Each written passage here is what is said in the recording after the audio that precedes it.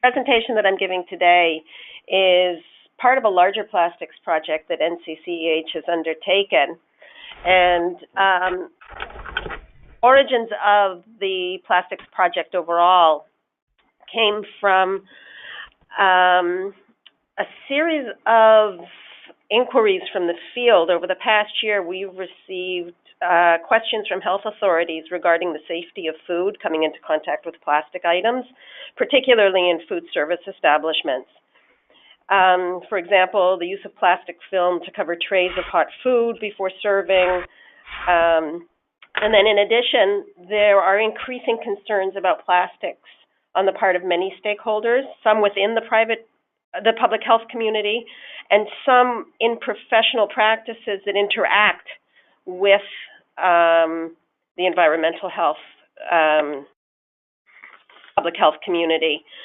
So for example, solid waste management, water treatment. We'll talk about a few of these a little bit later in the presentation. And then the second driver behind the plastics project came from scientific evidence and research on microplastics, which has emerged as an issue of concern, initially for environmental, within focusing on environment, but increasingly there have been expressions of concern about health, and so we decided to investigate those as well.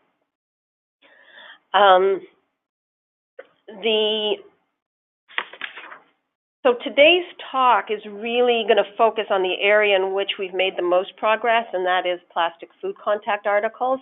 And just for a quick overview, today I will be talking about what we know about chemical hazards and risks of food contamination, chemical food contamination, an assessment of policy, regulation, and practice related to plastic food contact articles, an assessment of gaps, and then looking forward towards developing better capacity for guiding practice. I will speak very, very briefly just to give an introduction to what we have been doing and what we are planning to do within microplastics, but that will be very, very brief and at the end of the discussion. So just for a little bit of further overview, I will start with a background on plastic food contact articles.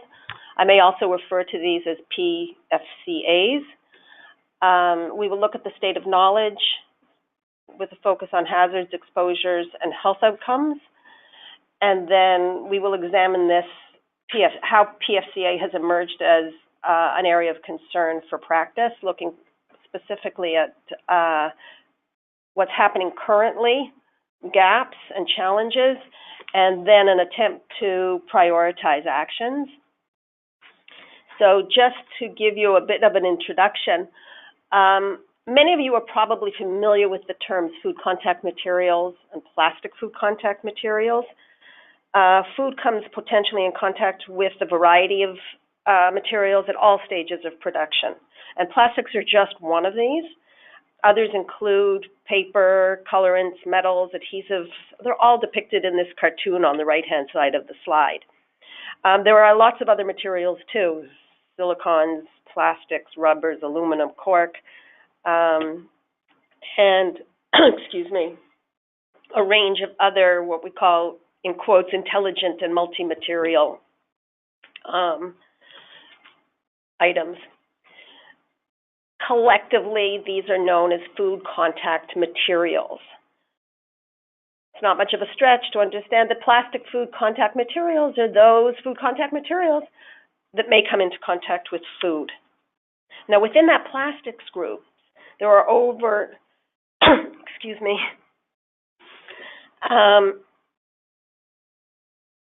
there are over 6,000 chemicals and compounds. Some of the names are probably familiar to you: melamine polycarbonate, phthalates, BPA. Others in the group will be less familiar, and I'm keeping the use of terminology to a minimum.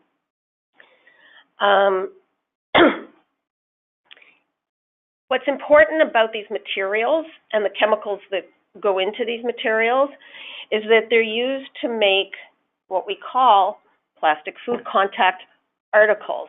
And the distinction between plastic food contact articles and plastic food contact materials is very, very important. And this will become apparent as we move through the slides.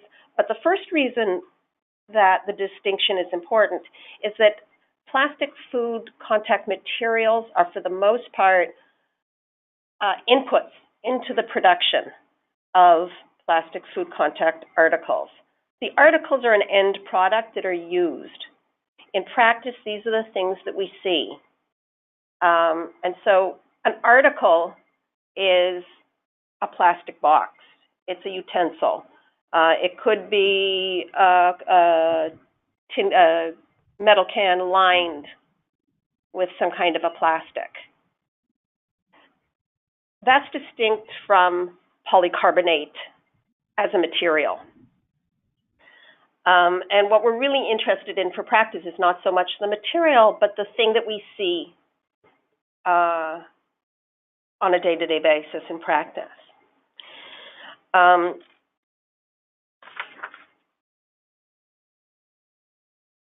Plastic food contacts are everywhere. We already know that. They're in packages and they are packages and containers.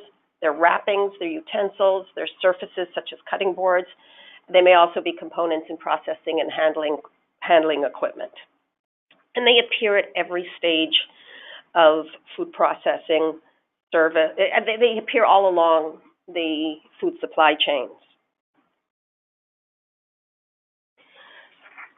One of the reasons that they're everywhere is that they're convenient, relatively inexpensive compared to other materials, and they satisfy the requirements of regulatory compliance for food safety and quality, as well as many consumer demands. But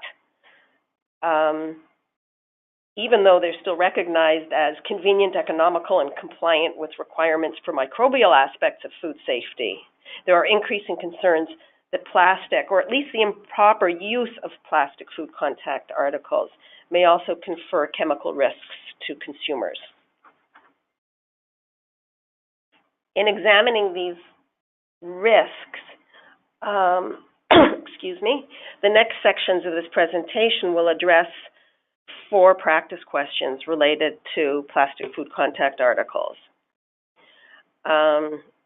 We will do this using a kind of practice checklist or checkpoints that will check for the presence of a hazard, whether there's a risk of exposure, and then move on to existing policy and management infrastructures and a mapping of knowledge gaps that have specific relevance to practice. There are many, many knowledge gaps concerning these plastics, but we really are going to focus. We've tried to isolate those that are most relevant for environmental public health practice.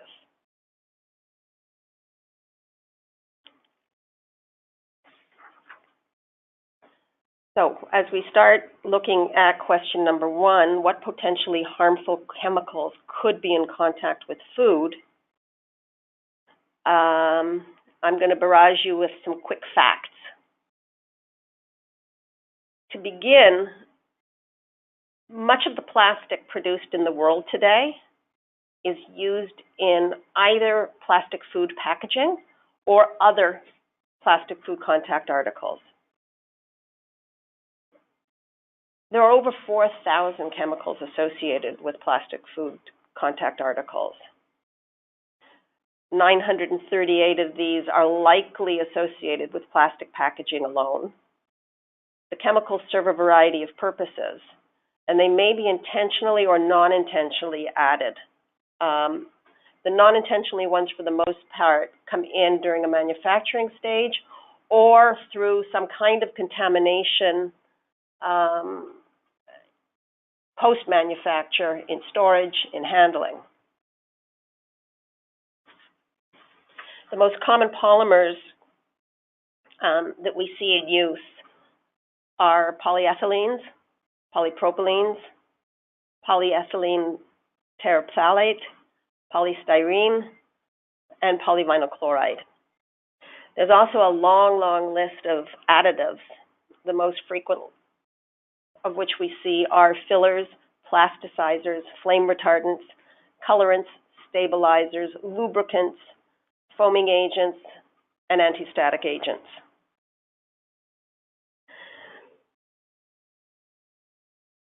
There are lots of others. I've just tried to make this list short. The polymers give sort of the basic framework to any plastic food contact article or material. The additives are used for a variety of purposes. Some may be structural, such as hardness or flexibility.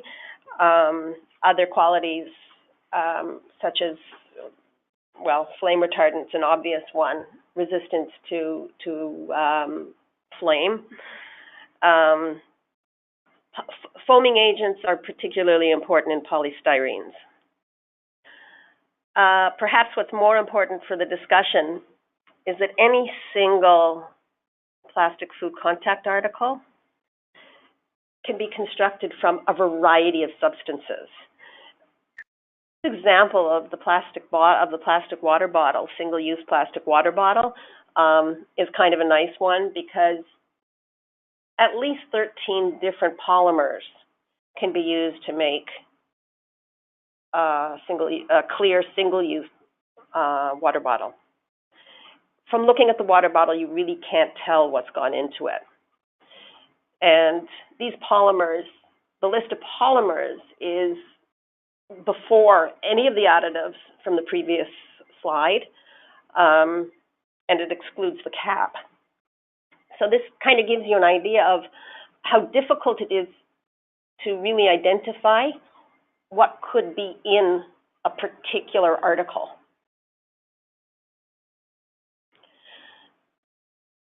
So for our first practice checkpoint, the answer to the question, are there chemicals contained in plastic food contact articles?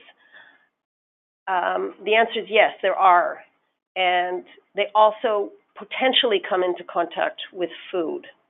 Now, that's not enough to answer the first question, which is there a risk of the food coming into contact with hazardous chemicals? So the next question that we ask is, are those chemicals hazardous? And the answer is some of them are. A recent systematic review by Senya Grow indicates that there are a large number of potentially toxic compounds that are found in plastic food contact articles. And these estimates, and actually, I correct myself, not articles, this is restricted to packaging. Her systematic review focused on plastic food packaging, and all of the items listed in this slide are related to packaging only, which makes the estimate of the number and types of toxic compounds potentially conservative, because there may be others in the remaining types of plastic food contact articles. Every single one of these chemicals has been shown to have toxic effects in toxicological studies, either done through research or as part of regulatory processes. Many of them, all of them are included in inventories of regulated substances in North America and in European databases. It covers both acute and chronic exposures and most of the main health outcomes. And so when we turn to health outcomes, going back to the chemicals associated with plastic packaging, 63 are recognized human health hazards, 68 are environmental hazards, 7 exhibit bioaccumulation, persistent bioaccumulation, and possibly toxic, and they are either bioaccumulative or very bioaccumulative. 15 are endocrine disrupting chemicals, and additional 34 are potential endocrine disruptors. As I said, the human health hazard is observed in all major categories: carcinogenity, mutagenity, reproductive, again, acute, chronic. And the exposure pathways include oral, inhalation, and dermal. So the next practice checkpoint is, yes, some of the chemicals in plastic food contact articles are recognized as toxic to humans. Moving on to the next question that needs to be answered, and that is there an exposure risk? Could people be exposed to these chemicals? Because it's not self-evident that something in a plastic food contact article would necessarily enter the food. And we look to the science of migration, chemical migration from one item into another, to answer the question of whether there is, excuse me, an exposure risk. This diagram provides an illustration of a package made out of plastic and the routes and processes by which a chemical may contaminate food. The fat blue border represents the package itself, and it could be composed of any number of substances.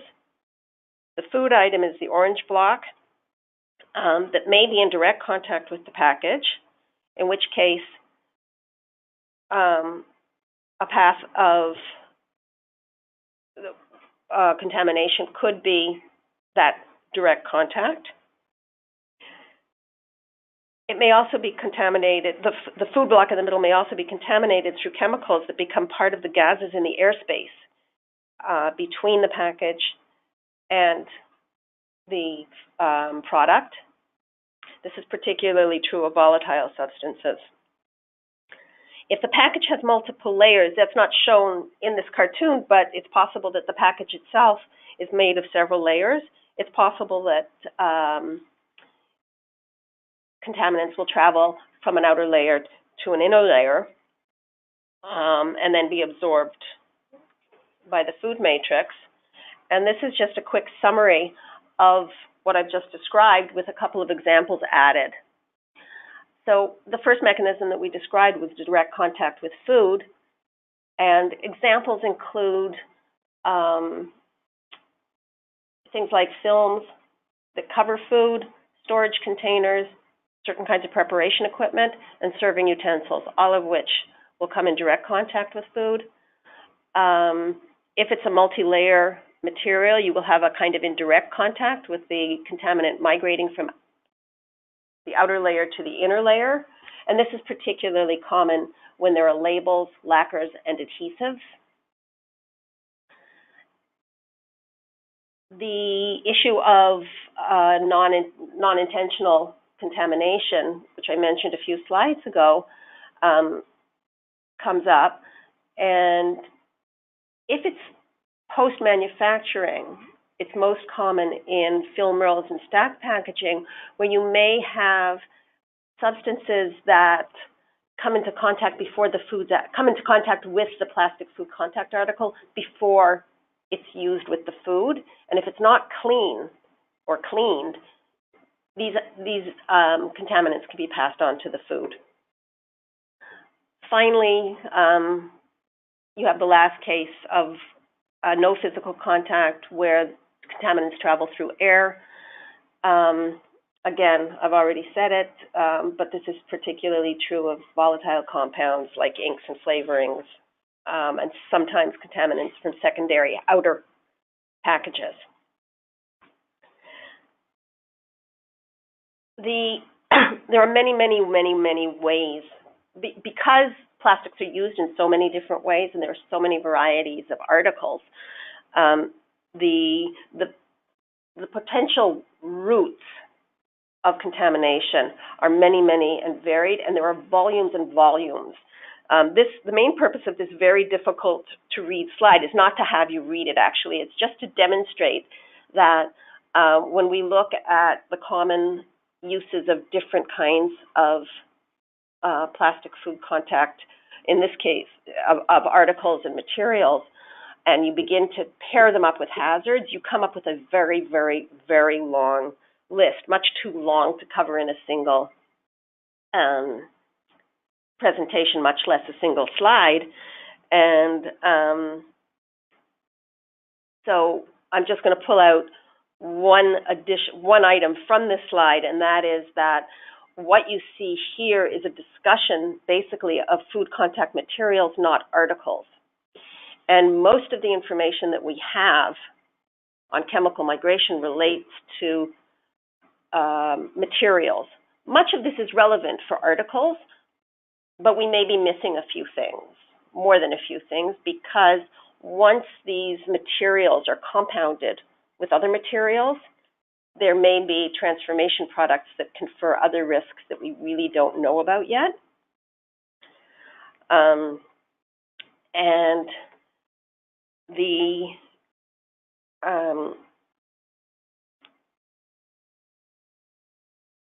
which makes me move on to this. The reason I put this slide up was just to demonstrate how complicated the risk assessment can be. However, it's not impossible. And so I'm moving on to the next slide, which distills out from this very, very voluminous literature the main factors that affect migration. And there are 8 listed here. And I'd like to draw your attention to the ones that I've checked. And these are marked in a darker green and a lighter green. The dark green ones, contact time, physical alteration, package size, and the state of the polymer, are all directly observable by an operator or by an environmental public health practitioner. And the ones that are in light green are partially observable. So that, for example, temperature is partially observable because within a food service environment, you can see part of some of what kind of temperatures the article and the food within the article, or the food that's been exposed to the article, have been subject to. You may not have the full history of temperature variation through from manufacturing to the point at which you see it in a food service setting. Similarly, chemical affinities of contaminants in food products are not always directly observable, but in the next few slides we'll see that we can start to bring together characteristics of plastic food contact articles and food types to kind of start to get at something that's at least partially observable. And these are illustrated here in some rules of thumb that really are based on that checklist. And the reason that I'm putting this up here is that it begins to bring us close to things that can be done. That long, long list is a difficult one to use in practice. These checklists and rules of thumb come closer to the types of things that can be used in practice, can be used to educate operators. So we have time as a major factor. The longer time some food matrix is in contact with the plastic, the more likely migration is to take place. Temperature, higher temperatures tend to increase migration. Lower temperatures may alter the stability of the article and lead to migration. Certain foods tend to be catalysts for migration, in particular fat, acid, and liquids. And the container size. Smaller containers have larger surfaces that are in contact with the food, and if migration takes place, there will be a larger proportion of chemicals migrating into the same food that's in a small package than in a larger package or container. And just as an example, building another set of links from checklist to rules of thumb, here are a couple of examples of how the characteristics of foods, plastics, and other environmental factors can be brought together to understand the risks and perhaps develop plastic tips. So in the case of plastic films, the major migration catalysts are heat and fatty foods, especially in the case of polyvinyl chloride, which is to some extent being phased out. In food service, and the practice tips would be in food, things like in food service, you use alternative inert materials such as stainless steel to cover hot foods rather than covering trays of hot food with plastic wrap, even if the plastic wrap is not touching the food. For fatty foods in particular, there are some alternatives that appear to have lower migration rates. One of the challenges here is that polyvinyl chloride historically has been the easiest to use. It's stretchy, it's clingy, and it's been difficult to find alternatives, although increasingly alternative plastics are available. We don't necessarily know all of the risks, the hazards associated with those alternatives, and that's one of the reasons that in the practice tip, there's this encouragement of using inert materials rather than plastic for hot foods. In the case of melamine, heat, contact time, and acid content of the food, as well as the age of the article, are migration catalysts. Melamine dishes should only be used for serving. They should not be heated, including microwave heating, and avoiding extended contact with hot or acidic food. That includes putting the hot food on the plate and leaving it there for a long time. Now, why is that a challenge?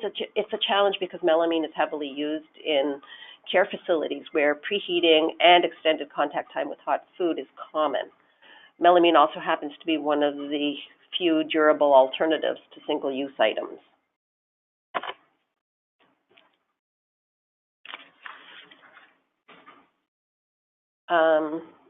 And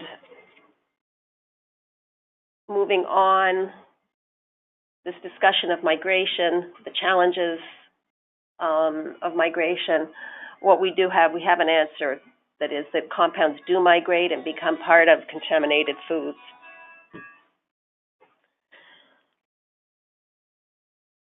Up until now, we've kind of sketched the circumstances under which toxic chemicals may become part of the foods that people eat. And now,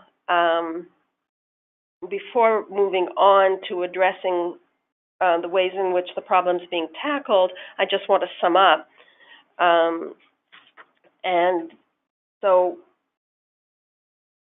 taking the risk checklist that we had, or the checkpoints that we had, is there a hazard? Is there a mechanism? Is there a mechanism of migration? Is there an exposure risk? And is the exposure risk unacceptable? We've answered the first question, that yes, there is a presence of toxic chemicals in PFCAs. In answer to the second, yes, there is a migration of chemicals from plastic food contact articles to food. There does appear to be an exposure risk through the consumption of contaminated food. And in order to, the last checkpoint would be, is the exposure risk unacceptable? And that is, are people exposed to the extent that there may be adverse health outcomes at some point in the near future, in the far future? And that is not fully known. Part of the reason is that most of the research on migration has been done in laboratory settings with something called food simulants. This means using something like olive oil instead of fatty as a proxy for fatty foods, but actual foods aren't tested very often, which means that we don't really know what's inside the food that's in contact with the plastic food article at a point of purchase or a point of consumption. There are several studies that are very preliminary, but do indicate that there may be exposures above what would be desirable.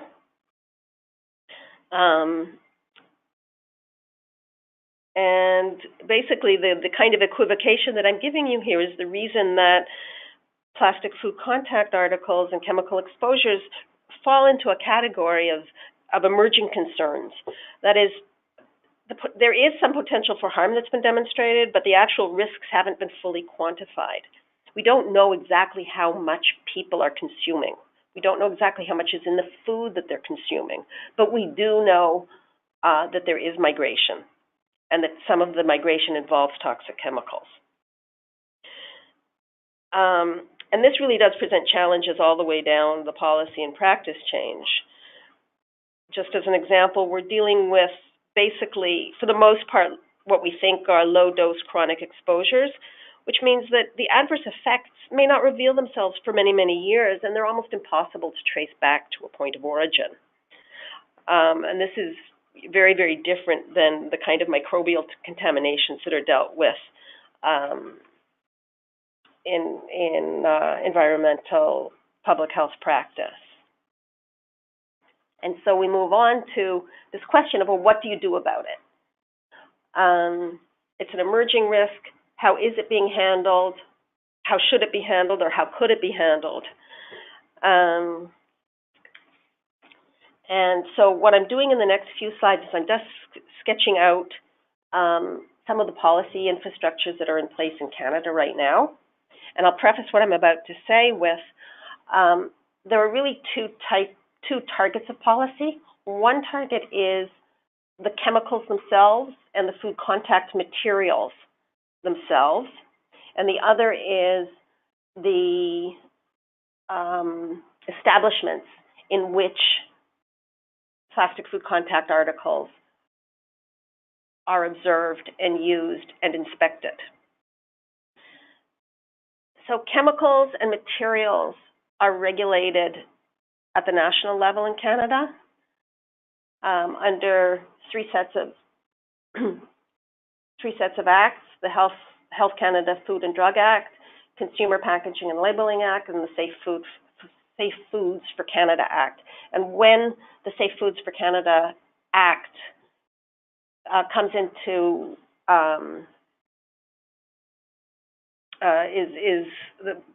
when the regulations under the Food Canada Act come in 2019, January, many of the Consumer Packaging and Labeling Act provisions will be rolled into this new set of regulations. And you can sum up the basic essence of these acts, which is no person shall sell any food in a package that may yield to its content any substance that could be injurious, ... to the consumer.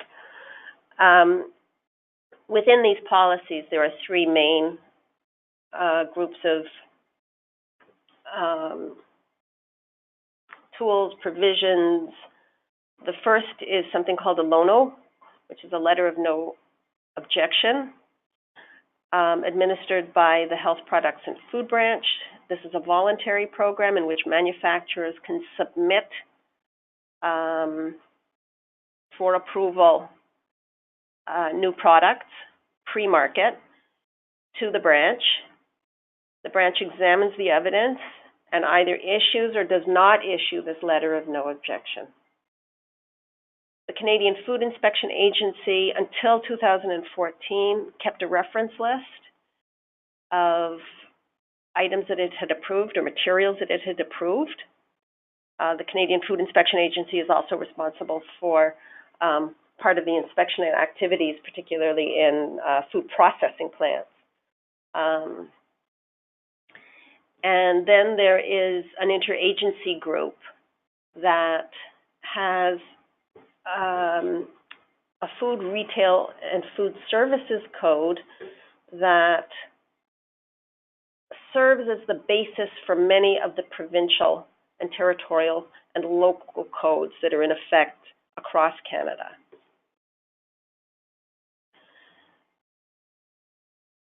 At the provincial level, the provincial, territorial, and local levels is where the establishments are supervised, and oversight is linked, generally speaking, to some kind of a food code. It's very, very variable across provinces and territories, and even more variable across local authorities. There's not a lot to say. At the moment, we're putting together kind of a review of the various provisions for plastics. And when that's ready, I'll be able to say more. But the state of our understanding right now is that there's great variability. One of the concerns is that plastics is often not, the hazards associated with plastics is not mentioned. In contrast, issues related to glass, to wood, and to metals are.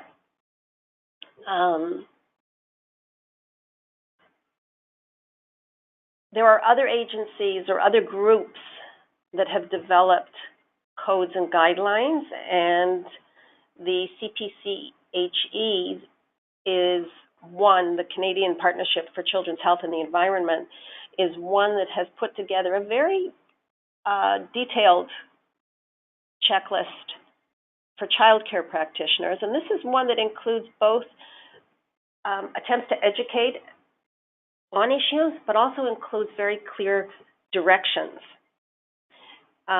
such as how to heat foods in metal or glass containers, allowing foods and beverages to cool to a particular temperature before transferring them into plastic vessels, like baby bottles. So it's an interesting guide. It's a good guide because what it does is it both educates, it lists the risks and the hazards, and then it gives very clear how-tos for people who are dealing with these issues on a day-to-day basis. Just to sum up, this is a list of gaps and challenges. Again, it's kind of a long list because there are a lot of gaps.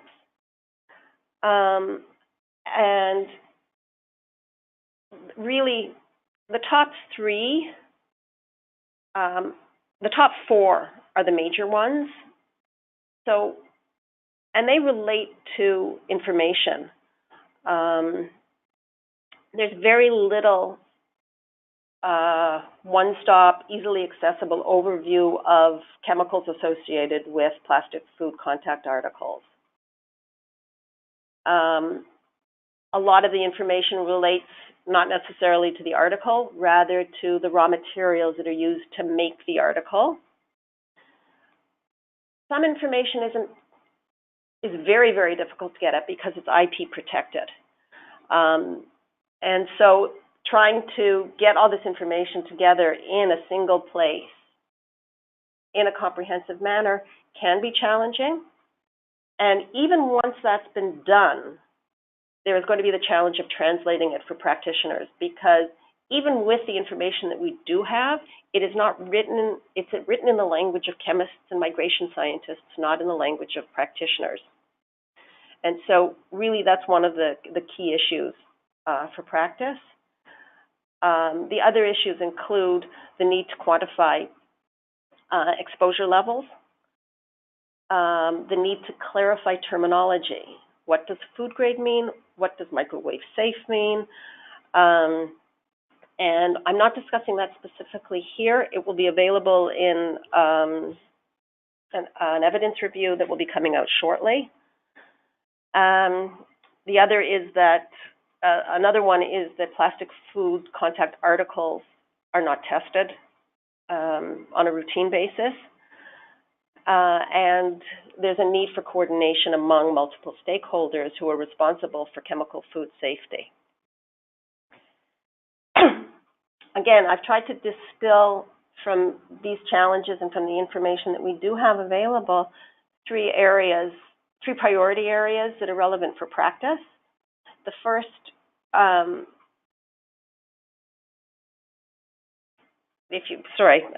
kind of jumped ahead of myself a little bit. There are priority areas for both for practice, policy, and for collaborative work. Just for the sake of time, I'm going to focus on the three areas for practice. And these are the need for codes and guidelines that are accessible to practitioners and to operators, routine testing for migrated chemicals, and alignment with local trends. And translating these areas of priority into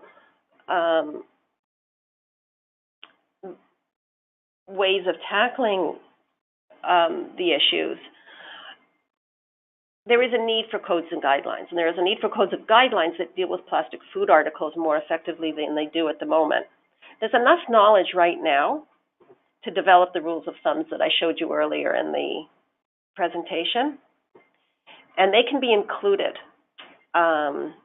Using that knowledge, even with the uncertainty around it, is practicable. And we have not only the issues related to migration risks, we also have alternatives. At the bottom of the screen, you can see the pictures of glass, the pictures of metal. They can be substituted for plastics. The second item in the middle, there's a need for increased knowledge. And that knowledge can come about through collaboration and through contextualized research, and the environmental public health community can be part of that. I think that public health inspectors, for example, they know what uses plastic food contact articles are being put to in food service operations, the points at which you have those exposures to migrating chemicals. And so if there's some way to include in the collaboration those settings that aren't included right now, then knowledge that is relevant for practice could be, useful knowledge for practice could be produced. And then finally, the last item on the right-hand side, accommodate new knowledge. The codes and guidelines should be flexible enough, because this is an emerging issue, to accommodate this new knowledge.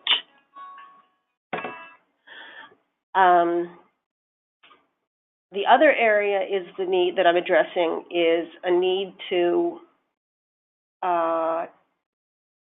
do surveillance for migrated chemicals that are occurring at points of purchase and consumption. This is a very preliminary slide, and some of the questions that need to be answered are things like, where is the capacity to do this surveillance? How should it be done? Should it be based on toxicity, based on common practices, based on materials most frequently used?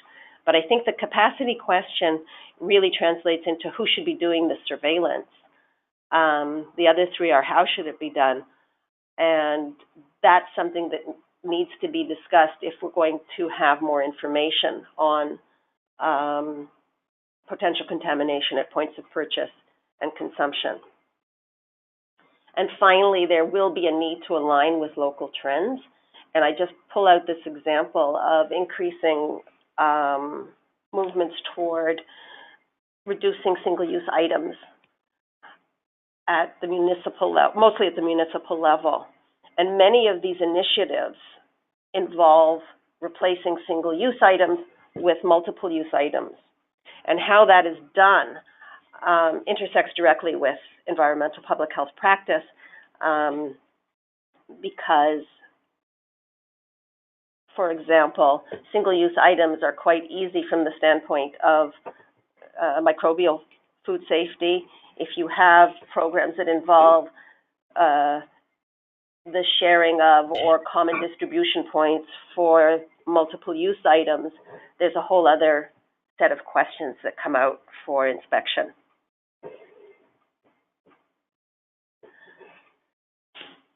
So that more or less sums up the challenges and the priorities for public health practice and plastic food contact items. I'm moving on to a very, very brief comment on microplastics, which is the somewhat less developed part of what we're doing in the plastics project. Microplastics are plastic particles that have less than 5 millimeters in diameter or length. And the two main sources are the breakdown of larger plastic items, such as bags and such as plastic bags and tires. And the other source are manufactured microplastics, such as fibers used in synthetic textiles or beads used in household products. Up until now, they've been regarded primarily as an environmental hazard, but they are transitioning to an environmental health hazard, or there's a transition to concern for environmental health hazard. Microplastics are very, very prevalent. They're found in multiple media to which people are exposed. Environmental sources are suspected. That really is an understatement. Many of the environmental sources are known. We may not know exactly what the prevalence is in those sources. And what we have also found very, very recently is that there is evidence of the presence of microplastics in people. Just a few days ago, there was a media article about an Austrian study that has found microplastic particles in human feces, meaning that they are being consumed. We don't know whether it's in food or in water, but there appears to be exposure. Again, there are questions as to what the exact health risks are for them. Our consultations with stakeholders and our examination of the literature has revealed that wastewater, drinking water, and food are the main areas with environmental public health practice relevance, and those are the ones that we are tackling primarily with reviews of the evidence at this point. Thank you very much.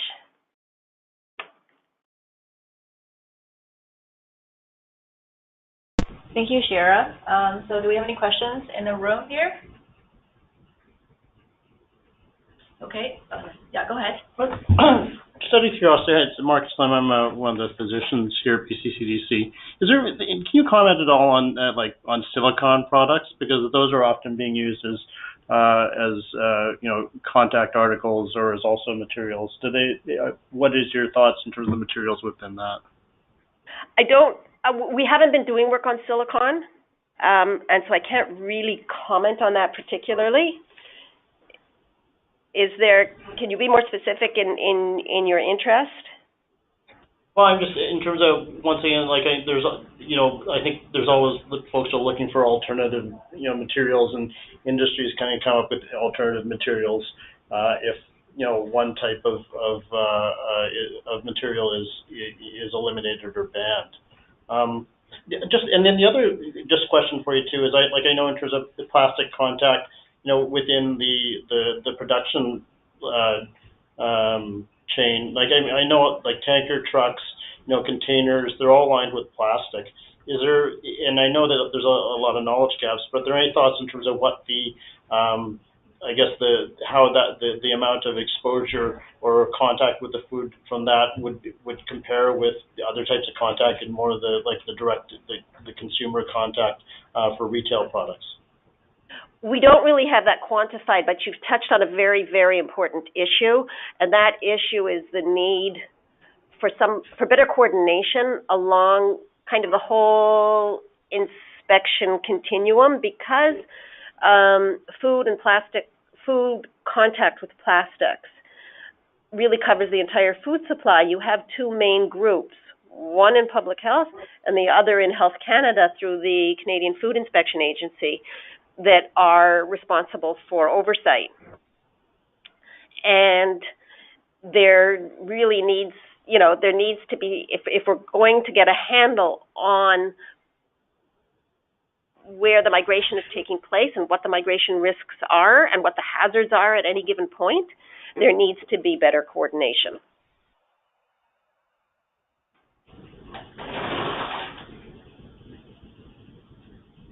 you. Are there any other questions? Okay, so we're going to move to, there's a question from online. What about containers for prepackaged foods that are meant to be reheated, such as frozen microwavable meals or sous vide boiling water? How is this verified and enforced in Canada? Okay. I hate to answer this question with, and I don't know. The slide that I put up with the,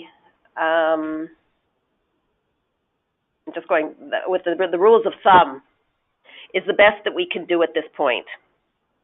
I can't speak to a particular kind of packaging. I can't speak to sous vide in particular without, being able to understand what is in those particular packages. There is, through the Health Products and Service Branch, the letter of no objection, there is pre-market assessment done. Unless inspectors are using either the CFI reference list, which is somewhat out of date because they stopped doing these approvals in 2014, or the letters of no objection, which are current, there's very little that we can say about a material. And I think one of the keys to improving inspection practice is to use the tools that are available, including the letters of no objection, including the CFIA list, even though it's out of date, but it's at this point, it's the best that we have. It's another kind of rule of thumb. And there's no absolute requirement for using that kind of documentation across the board. And so this is another thing that needs to be discussed, I think, within environmental public health, is what use can be made of the resources that are already available. While still improving our resource base and all that, what do we have available to us, and how can we ensure that it's used to its best effect?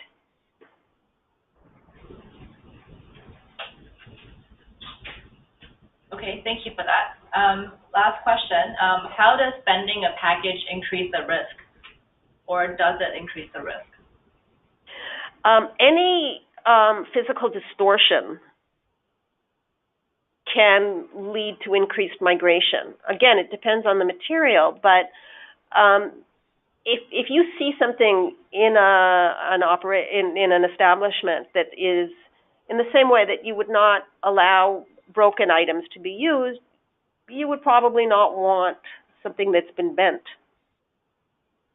something that's been physically compromised. Again, that's a rule of thumb. There's no blanket. It's impossible to, without knowing exactly what the material is, exactly what it's in contact with, to say whether there would be migration from something that's been bent.